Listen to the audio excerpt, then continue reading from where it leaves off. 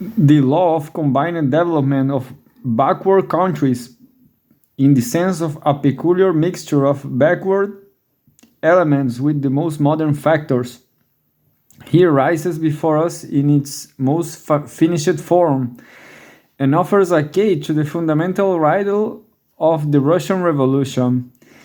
If the agrarian problem as a heritage from the barbarism of the old Russian history had been solved by the bourgeoisie, if it could have been solved by them, the Russian proletariat could not possibly have come to power in 1917.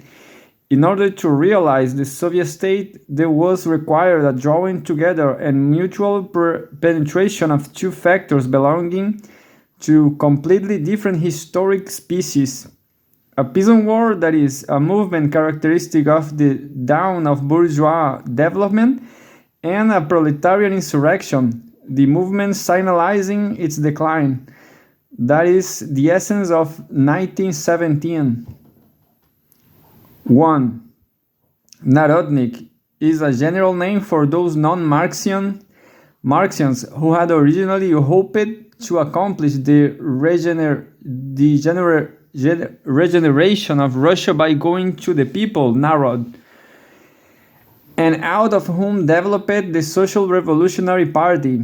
The Mensheviks were the right or so-called moderate wing of the Marxism or Social Democratic Party, whom Lenin abandoned in 1903. 2. Desiantin is 2,702 English acres.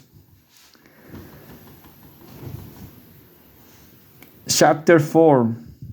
The Tsar and the Tsarina. This book will concern itself least of all with those unrelated psychological researches, which are now so often substituted for social and historical analysis. Foremost in our field of vision will stand the great moving forces of history, which are superpersonal in character. Monarchy is one of them, but all these forces operate through people, and monarchy is by its very principle bound up with the personal. This in itself justifies an interest in the personality of that monarch whom the process of social development brought face to face with a revolution.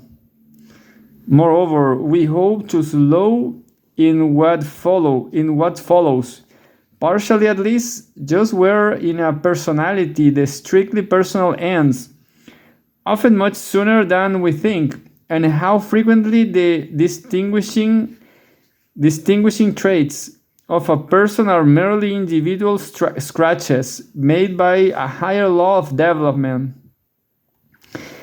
Nicholas II inherited from these ancestors not only a giant empire but also a revolution, and they did not bequeath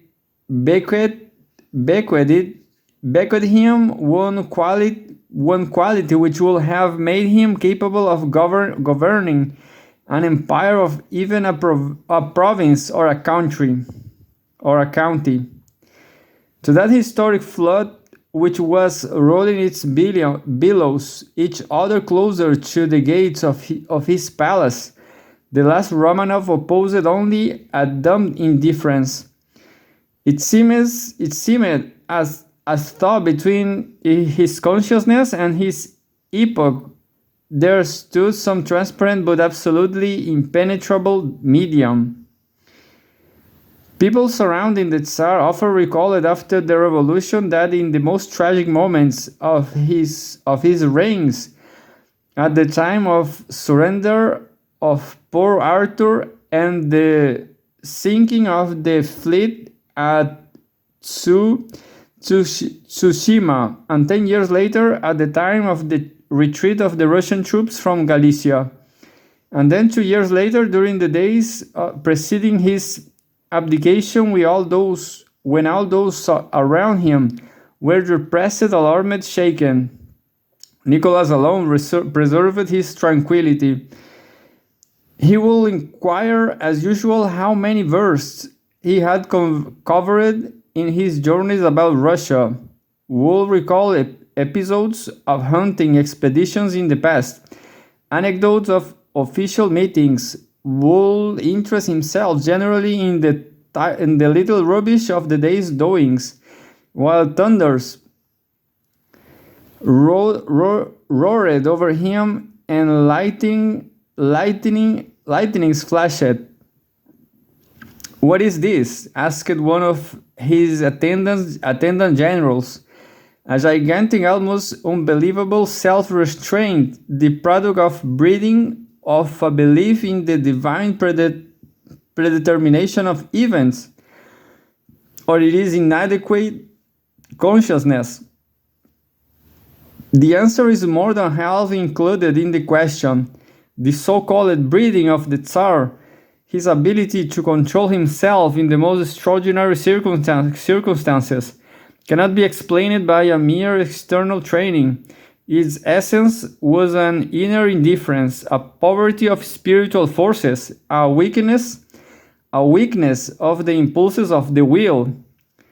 The mask of indifference, which was called breeding in certain circles, was a natural part of Nicholas as bird. The Tsar's diary is the best of all testimony. From day to day and from year to year drags along upon its pages the depressing record of spiritual emptiness. Walking long and killed 2 crows, drank tea by daylight, promenades on foot, rides in a boat, and then again crowds, and again tea. All of the borderline of psychology, recollections of church ceremonies are jotted down in the same tone as a drinking party. In the days preceding the opening of the State Duma, when the whole country was shaken with convulsions, Nicholas wrote, April 14, took a walk in a thin shirt and took up paddling again. Had tea in a balcony. Stana dined and took a ride with us. Read. Not a word as to the subject of his reading. Some sentimental English romance or a report from the police department. April 15. Accepted White's resignation. Mary and Dmitri to dinner. Drove them home to the palace. On the day of the decision to dissolve the Duma, when the court as well as the liberal circles were going through a paroxysm of fright, the Tsar wrote in his diary, July 7, Friday, very busy morning, half hour late to breakfast with the officers. A storm came up and it was very muggy. We walked together, received Goremikhin, signed the decree dissolving the Duma, dined with Olga and Petya, read all evening. An exclamation point after the coming dissolution of the Duma is the highest expression of his emotions. The deputies of the dispersed Duma summoned the people to refuse to pay taxes. A series of military uprisings followed. In Sviborg, Kronstadt, on ships in army units, the revolutionary terror against high officials was renewed on an unheard of scale. The Tsar writes, July 9, Sunday. It has happened. The Duma was closed today. At breakfast, after mass-long faces were noticeable among many. The weather was fine. On our walk, we met Uncle Misha, who came over yesterday from Gatchina. Was quietly busy until dinner and all evening. Went paddling in a canoe. It was in a canoe when went paddling. It was in a canoe he went paddling. That is told. But with that he was busy all evening is not indicated, so so it was always. And further, in those same fatal days, July 14, got dressed and rode a bicycle to the bathing beach and bathed enjoyably in the sea. July 15, bathed twice. It was very hot. Only us two at a dinner. Only only us two at dinner. A storm passed over. July 19, bathed in the morning, received at the farm. Uncle Vladimir and shaking lunched with us. An insurrection and explosions of dynamite are barely touched upon with a single phrase. Pretty doings. Astonishing in its imperturbable indifference, which never rose to conscious cynicism. At 19:30 in the morning, we rode out of the Caspian Regiment, walked for a long time. The weather was wonderful, bathed in the sea. After tea, received Lvov and Guchkov.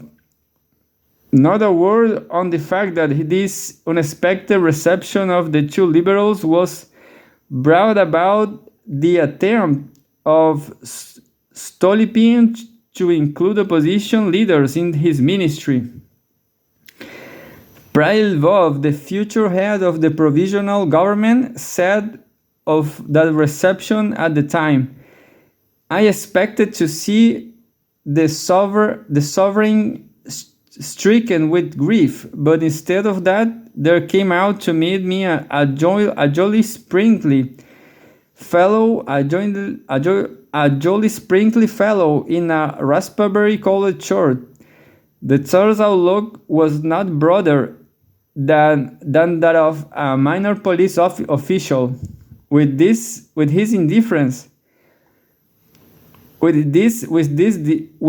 difference, that the latter will have a better knowledge of reality and be less burdened with superstitions." The sole paper which Nicholas read for years, and from which he derived his ideas, was a weekly published on state revenue by Prince Meshersky, a vile, bribed journalist of the reactionary bureaucratic clique. Despised even his own circle. The Tsar kept his outlook unchanged through 2 wars and 2 revolutions. Between his consciousness and events stood always that impenetrable medium, indifference. Nicholas was called, not without foundation, a fatalist. It is only necessary to add that his fatalism was the exact opposite of an active belief in his star. Nicholas indeed considered himself unlucky. His fatalism was only a form of passive self-defense against historic evolution, and went hand in hand with an arbitrariness, trivial and psychological motivation, but monstrous in its consequences. I wish it, and therefore it must be, writes Count Witt. That motto appeared in all the activities of the week on this week ruler. Not only through weakness did all the things which characterized his reign, a wholesale shedding of more or less innocent blood, for the most part without aim. Nicholas is sometimes compared with his half-crazy great-great-grandfather Paul, who was strangled by a camarilla acting in agreement with his own son, Alexander the Blessed. These two Romanovs were actually alike in their distrust of everybody due to a distrust of themselves, their touchiness as of omnipotent nobodies, their feelings of abnegation, their consciousness, as you might say, of being crowded pariahs. But Paul was incomparably more colorful. There was an element of fancy in his rantings, more, however, irresponsible. In his descendant, everything was dim. There was not one sharp trait. Nicholas was not only unstable but treacherous. Flatterers called him a charmer, bewitched because of his gentle way with the courtiers. But the Tsar reserved his special caresses for just those officials whom he had decided to dismiss. Charmed beyond measure at a reception, the minister would go home and find a letter requesting his resignation. That was a kind of revenge of the Tsar's part of his own nonentity. Nicholas recoiled in hostility before everything gifted as insignificant. He felt at ease only among completely mediocre and brainless people, saintly fakirs, holy men, to whom he did not have to look up. He had his amour propre. Indeed, it was rather keen, but it was not active, not possessed of a grain of initiative, enviously defensive. He selected him ministers on a principle of continual deterioration. Men of brain and character he summoned only in extreme situations when there was no other way out, just as we call it in a surgeon to save our lives. It was so with white wit that, and afterward with Stolypin, the Tsar treated both with ill-concealed hostility, and as soon as the crisis has passed, he hastened to part with these counselors who were too tall for him. These elections operated so systematically that the president of the last Duma, Rotsianko, on the 7th of January 1917, with the revolution already knocking at the doors, ventured to say to the Tsar, "Your Majesty, there is no one reliable or honest man left around you. All the best men have been removed or have retired. There remain only those of ill repute. All the efforts of the liberal bourgeoisie to find a common language with the court came to nothing. The tireless and noisy Rotsianko tried to shake up the Tsar with his reports, but in vain. The latter gave no answer either to argument or to imprudence, but quietly made ready to dissolve the Duma. Grand Duke Dmitri, a former favorite of the Tsar and future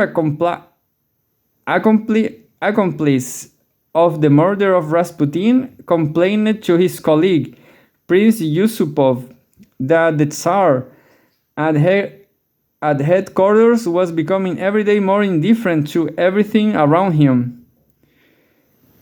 In Dmitri's opinion, the Tsar was being fed some kind of dope which had a benumbing action upon his spiritual faculties.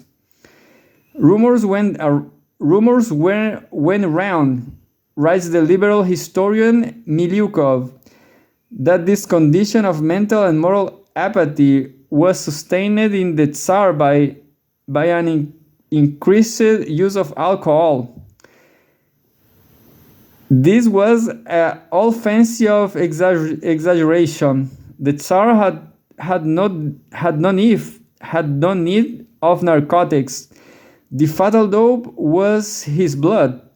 Its symptoms merely seemed specially shrinking to the background of those great events of war and domestic crisis which led up to the revolution. Rasputin, who was a psychologist, said briefly of the Tsar that he lacked insides. This dim, equable, and well-bred was cruel, not with the active cruelty of Ivan the Terrible of Peter in the pursuit of historic aims. What had Nicholas II in common with them, but with the cowardly cruelty of the lay-born, frightened at his own doom?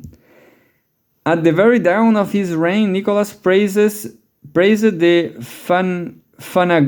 Fanagoristi regiment as fine fellows for shooting down workers.